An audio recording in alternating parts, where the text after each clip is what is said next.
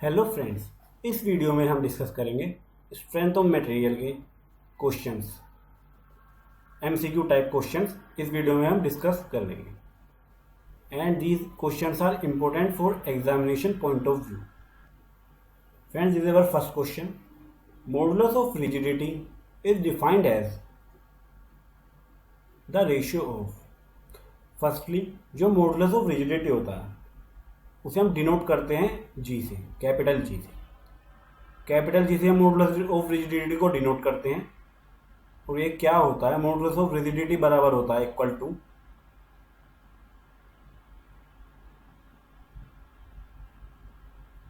Shear stress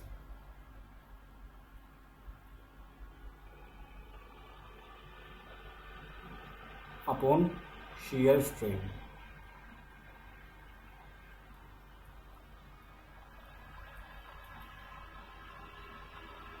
इसलिए हमारा जो आंसर हो जाता है ये होता है हमारा ऑप्शन नंबर बी।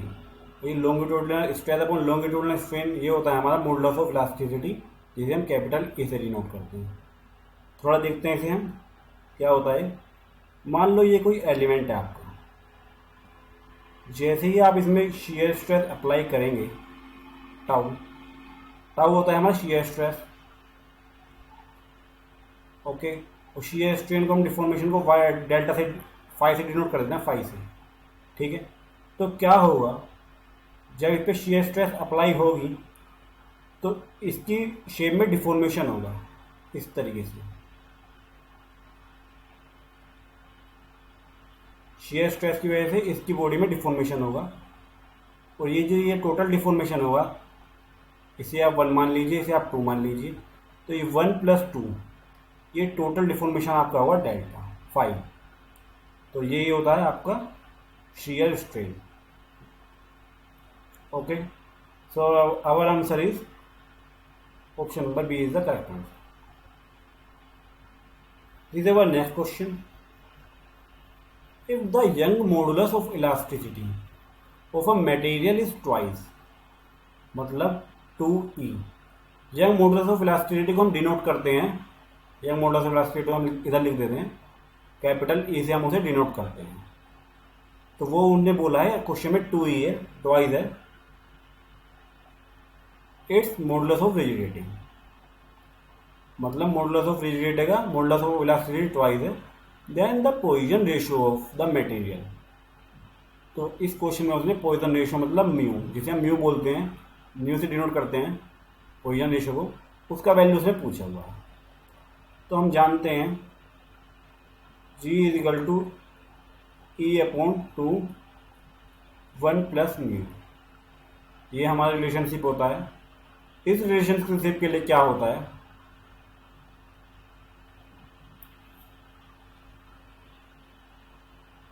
इस रिलेशनशिप के लिए हमें दो elastic constant, independent elastic constant की रिक्वायरमेंट होगी। मान लो आपको म्यू कैलकुलेट करना है, तो आपको जी और ई जी और ई का वैल्यू का पता होना चाहिए। आपको ई कैलकुलेट करना है, आपको जी और म्यू का वैल्यू पता होना चाहिए। अगर आपको जी कैलकुलेट करना है तो आपको ई एंड म्यू का वैल्यू पता होना चाहिए। ये आपसे क्वेश्चन ये भी पूछा जाता है कि number of independent elastic constant required, ठीक है ना। तो मतलब कितने number of independent elastic constant हो गए। तो इस रिलेशनशिप से आप देख सकते हैं कि इसमें दो इंडिपेंडेंट इलास्टिक कांस्टेंट की रिक्वायरमेंट होगी। तो इसलिए ये क्वेश्चन भी आपसे पूछा जाता है एग्जाम में। अब हम आगे बढ़ते हैं जरा क्वेश्चन के हिसाब से। क्या है कि जी का वैल्यू दिया हुआ है उसने 2e, E/2 1 + म्यू। तो इसके बाद हम देखते हैं, ई से ही कट जाता है आपका,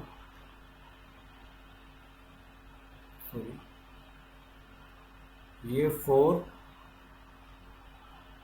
1 + म्यू इज इक्वल टू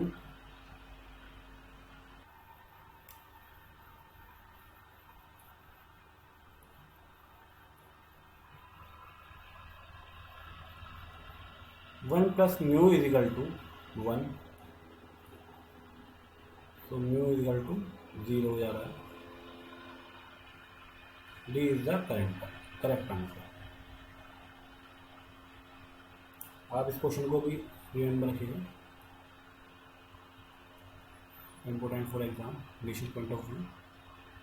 ये हमारा थर्ड क्वेश्चन है, limit of proportionality depend upon. मान लो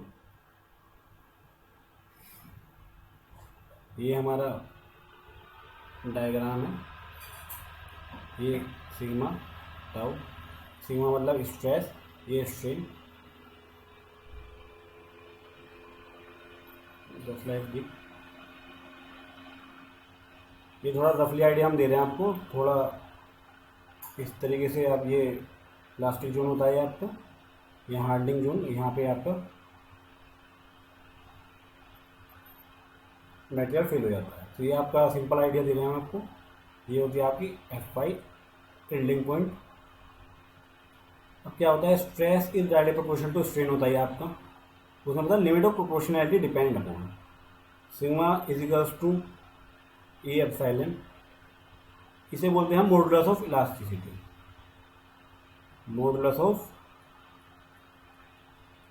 इलास्टिसिटी।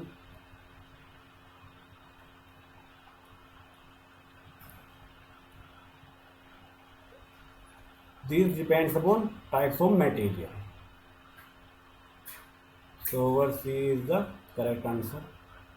जैसे मॉडुलस ऑफ इलास्टिसिटी हम स्टील की बात करें तो वो होता है 2 × 10⁵ होता है स्टील के लिए। सिमिलरली कास्ट आयरन के लिए, जैसे आप मान लो एल्यूमिनियम के ले लो, एल्यूमिनियम के लिए होता है 1/3 ऑफ स्टील, मतलब 0.68 × 10⁵ होता है। सिमिलरली टिम्बर के लिए होता है इसमें मॉडुलस ऑफ इलास्टिसिटी 0.1 × 10⁵ न्यूटन पर मिलीमीटर स्क्वायर। तो ये डिपेंड करता है टाइप्स ऑफ मटेरियल पे। So our C is the correct answer. इस क्वेश्चन में पूछा गया है कि for an isotropic homogeneous and elastic material obeying Hooke's law number of independent elastic constant is. Engineering service में पूछा गया है एग्जाम ये क्वेश्चन 2391। ये क्वेश्चन पहले भी डिस्कस कर चुके हैं, थोड़ा ओवरव्यू अगेन दे देते हैं हम। जी बराबर E/2 + म्यू होता है। तो इसमें आपको दो वेरिएबल की रिक्वायरमेंट होगी, दो इलास्टिक कांस्टेंट की रिक्वायरमेंट होगी थर्ड कैलकुलेट करने के लिए। तो इसलिए जो इंडिपेंडेंट इलास्टिक कांस्टेंट हुए वो आपके हो जाते हैं 2। A is the correct answer. Isotropic का मतलब होता है आपका कि कोई मान लो मटेरियल है, सपोज करो एक हम एग्जाम्पल ले लेते हैं छोटा सा। मान लो इस तरीके से कोई ग्रिड सिस्टम है।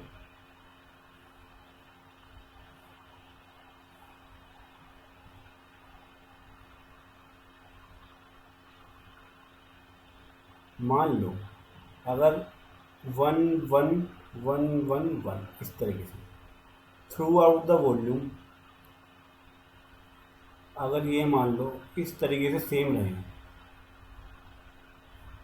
1 1 1 1 सब सेम रहे इस तरीके से, 1 1 1 1 1 1 1 इस तरीके से सेम रहे, उसे हम बोलेंगे होमोजीनियस। आइसोट्रोपिक का मतलब हुआ ये जितने भी आपको ये स्क्वायर टाइप के बॉक्स दिख रहे हैं पूरे के पूरे ग्रिड में सभी एक जैसे रहे, मतलब सेम इन ऑल डायरेक्शंस, उसे बोलेंगे हम आइसोट्रोपिक। तो होमोजीनियस और आइसोट्रोपिक में बेसिक डिफरेंस ये होता है कि थ्रू आउट द वॉल्यूम की अगर हम बात करें तो वो आपका होमोजीनियस, लेकिन अगर ऑल डायरेक्शन की बात करें, मतलब जैसे ये ग्रिड है इसमें ये कुछ आप देख रहे हैं कि कुछ डिफरेंट है कुछ नहीं है, तो अगर मान लो सभी के सभी एक जैसी शेप के हों उन्हें बोलेंगे हम आइसोट्रोपिक। इस क्वेश्चन में पूछता है the relationship between young modulus, जो हम पहले बता चुके हैं आपको, इसे हम कैपिटल ई से डिनोट करते हैं, और इलास्टिसिटी दिया हुआ क्वेश्चन में उसमें बल्क मॉडुलस के एंड पोजीशन रेशियो गामा, ये आपका गामा है इस गिवन बाय। तो क्या रिलेशनशिप होगा, ये डायरेक्टली से फॉर्मूला है पर हम थोड़ा आपको ब्रीफली बता देते हैं इसमें थोड़ा कैसे होता है।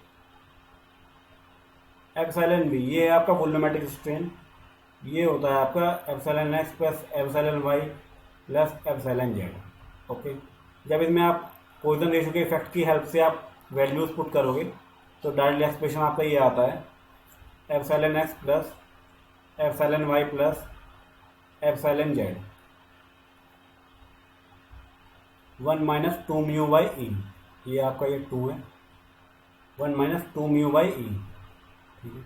But due to hydrostatic condition मानकर, हाइड्रोस्टेटिक कंडीशन का मतलब होता है कि मान लो कोई आप एलिमेंट आप वाटर में ले लो तो उस मटेरियल उस एलिमेंट पर ऑल डायरेक्शंस में आइदर कंप्रेसिव और टेंसाइल, सेम प्रेशर लगे, जैसे मान लो तो ये stress sigma sigma sigma sigma all direction. तो जब आप वैल्यू पुट करोगे इसमें sigma F plus sigma Y C plus sigma Z, तो 1 2 3, तो ये आपका सिग्मा प्लस ये भी सिग्मा ये भी सिग्मा ये भी सिग्मा ऑल सी डायरेक्शन में, तो ये आपका 3 sigma 1 minus 2 mu by E, ये हो जाता है आपका एप्सिलॉन वी हो जाता है आपका।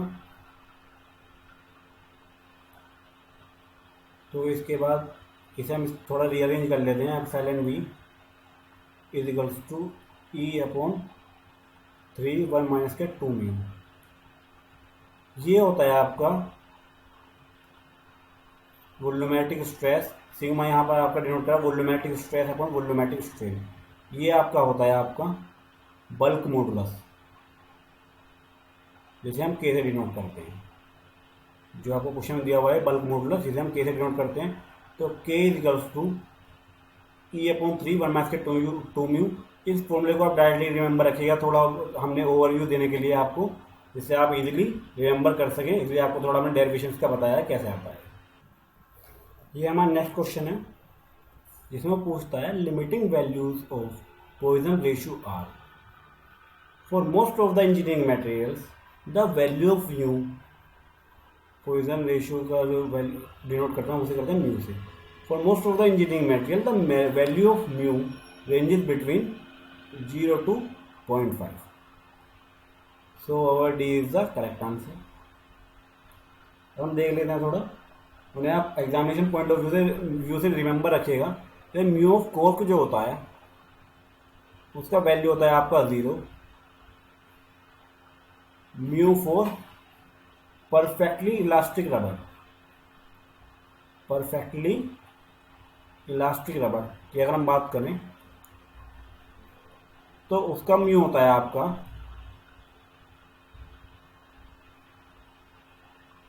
0.5, ये 0.5 लिखा हुआ है, 0.5 होता है mu for perfectly elastic rubber. इधर लिख रहे हैं थोड़ा साइड में 0.5, कोर का 0, परफेक्टली इलास्टिक रबर का 0.5। सिमिलरली म्यू ऑफ स्टील जो होता है वो होता है आपका 0.272 0.30, and mu of cast iron होता है, mu of cast iron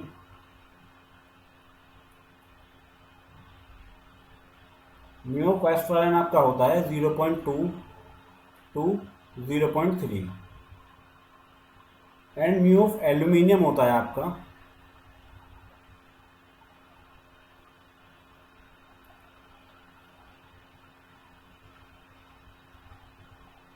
0.33।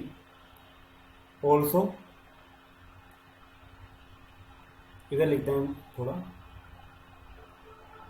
Mu of concrete होता है आपका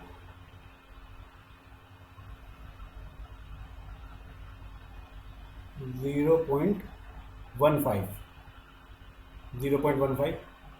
all these are important for examination point of view, ये आपसे एग्जामिनेशन में जनरली पूछे जाते हैं। These are the important engineering materials, question will be asked from all these materials. इस क्वेश्चन में पूछता है the elongation of a conical bar under its own weight is equal to.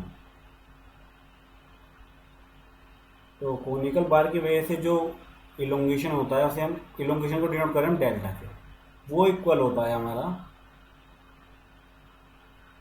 Lambda L square upon 6e। आप ये directly remember रखिएगा, या exam में directly पूछा जाता है। ये होता है आपका किसकी वजह से, कॉनिकल बार, कॉनिकल बार की वजह से।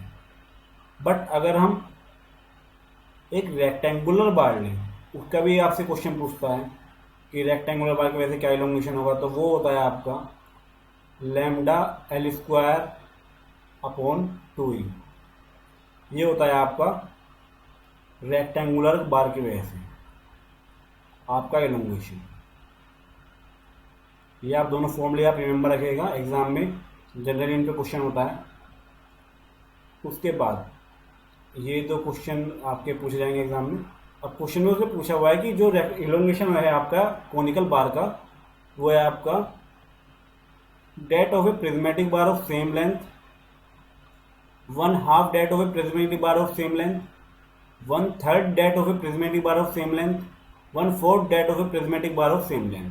तो आप देख सकते हैं कि अगर मैं इसमें 1/3 का मल्टीप्लाई कर देता हूँ, 1/3 का अगर मैं मल्टीप्लाई कर दूँ तो आपका ये वैल्यू आपको मिल जाएगा, मतलब λ²/60। तो इसलिए आपका ये 1/3 सी आपका ऑप्शन करेक्ट हो जाता है। थोड़ा मैं आपको इसमें और बता देता हूँ जो आपसे क्वेश्चन में एग्जाम में थोड़ा पूछता है इसी पर ही। क्या क्वेश्चन रहेगा आपका एग्जाम में? तो क्वेश्चन रहता है कि जस्ट मिनट, क्वेश्चन रहता है आपका एग्जाम में कि अगर मान लो कोई बार है, इस तरीके से कोई आपकी प्रिज्मेटिक बार है आपकी, जो कि आपकी वेटलेस है, ठीक है, कोई आपकी वेटलेस बार है और जिस पे एक लोड लगा हुआ है आपका W, ठीक है, और एक बार ऐसी है जिसका अपना कुछ सेल्फ वेट है, ठीक है, लेकिन उस पर कोई लोड नहीं लगा हुआ। इस केस में क्या हम, और आपका लेंथ भी सेम है, आपका एरिया ऑफ क्रॉस सेक्शन भी सेम है, मॉडुलस ऑफ इलास्टिसिटी भी सेम है, यूनिट वेट भी सेम है। तो इस केस में अगर हम बात करें तो delta is equal to WL/2 AE, यह आपका एक्सप्रेशन आपका आता है। क्या मतलब है इस बात का? इस बात का मतलब है elongation due to self weight. जैसे सेल्फ वेट का केस है, ये आपका है, आपका लिख देते हैं हम थोड़ा, self weight. elongation due to self weight in this case is half of elongation in the weightless bar subjected to loading W। Okay, ये आपसे एक क्वेश्चन आपका पूछा जाता है, ये भी इंपॉर्टेंट क्वेश्चन है, आपको इसे रिमेंबर रखिएगा एग्जामिनेशन पॉइंट ऑफ व्यू से। If a material has identical properties in all directions, it is said to be। तो हम ये आपको पहले ही डिस्कस कर चुके हैं आइसोट्रोपिक, क्योंकि जैसे मान लो ये आपका कोई ग्रेड हम बता चुके हैं, इसे आप इस तरीके से आप स्क्वायर शेप के ब्लॉक में बांट लीजिए, डिवाइड कर लेते हैं। तो अगर सभी ब्लॉक एक जैसे हैं, सभी डायमेंशन समझ लो सेम है, उस केस में हम कहेंगे कि जो हमारा ये मान लो किसी मेटेरियल का आपका बना हुआ था, तो उस केस में हम कहेंगे कि हमारा मटेरियल आइसोट्रोपिक है। ओके, तो होमोजीनियस हम बता चुके हैं through out the volume. Elastic का यहाँ मतलब नहीं बैठता है जस्ट में। और आइसोट्रोपिक का जो अपोजिट वर्ड होता है वो होता है ऑर्थोग्राफिक। तो इसलिए आपका ये आंसर होता है आपका B is the correct answer. ये आपका वैसे हिस्ट्री का क्वेश्चन है, पर हम थोड़ा डिस्कस कर लेते हैं, इसे भी थोड़ा पार्ट इसका आ जाता है सोम में।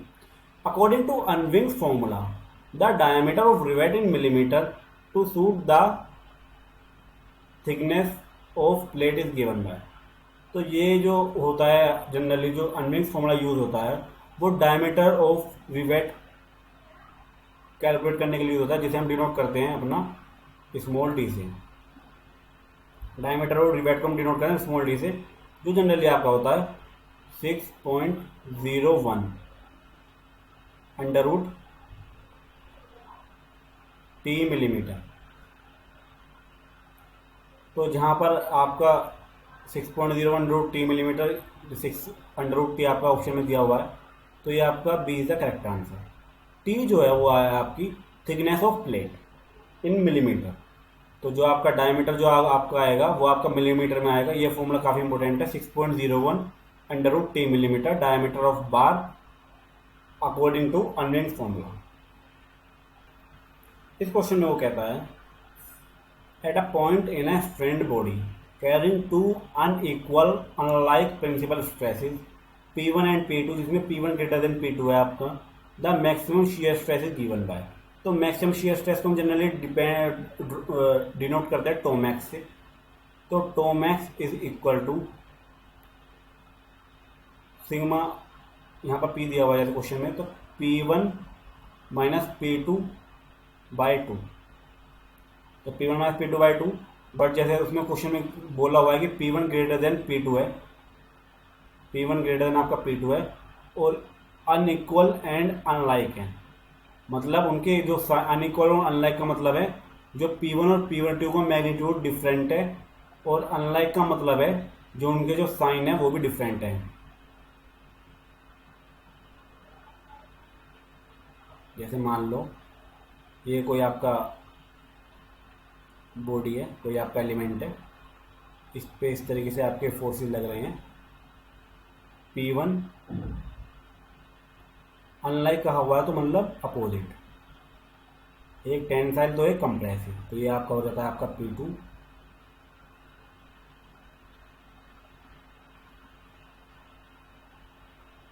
तो इसमें आप देख सकते हैं कि आपका जो टेंशन लेते हैं, जैसे आपका ये आप सेक्शन, ये हाँ ये आप ये सेक्शन मान लीजिए, ये सेक्शन से दूर जा रहा है, तो मतलब ये है आपका टेंशन को हम लेते हैं पॉजिटिव, और ये सेक्शन के पास आ रहा है तो ये आपका हो गया आपका कंप्रेशन लेते हैं हम नेगेटिव। तो जब आप इसमें वैल्यू पुट करेंगे मतलब प्लस P1 माइनस के P2, तो P1 है उसमें आपको पहले ही बड़ा बोला हुआ है क्वेश्चन में, तो P1 minus P2 divided by 2, जो आपका 2max बन जाता है वो बन जाता है आपका P1 प्लस P2/2। ये आपका फाइनल आंसर आ जाता है, D is the correct answer. तो डी इसमें आपका करेक्ट आंसर हो जाता है। तो मैक्सिमम शेयर स्ट्रेस आप इसे मोर सर्कल से भी कैलकुलेट कर सकते थे। जैसे मान लो आपका ये एलिमेंट हो, आपका मैक्सिमम प्रिंसिपल स्ट्रेस के लिए आप इसे आपका इसमें ये आपका P1 हो जाता है, ये आपका P2 होता है, लेकिन इसमें आप क्वेश्चन में P1 P2 बड़ा बोला हुआ है, लेकिन एक उसमें नेगेटिव बोला, तो इसे आप ओरिजिन यहाँ मान लीजिए 0। ये आपका प्लस का P1, ये आपका माइनस का P2। तो उसके बाद जब आप इसे कैलकुलेट करेंगे इस तरीके से, जो मैक्सिमम शेयर स्ट्रेस, ये एक्सिस आपको शो करता है टो शेयर स्ट्रेस का एक्सिस, और ये आपको स्ट्रेस का ये आपको एक्सिस शो करेगा normal to maximum principal stress. ये आपको शो करेगा ये वाला एलिमेंट, अगर मैं इसके ऊपर कोई परपेंडिकुलर ड्रॉ करूँ, normal to minor principal stress, तो उसके थ्रू आप कैलकुलेट कर सकते हैं। वैसे ये आप डायरेक्टली रिमेंबर किया फॉर्मूला, इसे आप हम बोलते हैं इनप्लेन शियर स्ट्रेस। आपको क्वेश्चन में वो इनप्लेन शियर स्ट्रेस ही पूछ सकता था, तो आप कंफ्यूज मत होइए। इनप्लेन शियर स्ट्रेस या सिंपल शियर स्ट्रेस बोले तो P1 माइनस P2/2 साइन दे के सिंपल आप डायरेक्टली कैलकुलेट कर सकते हैं।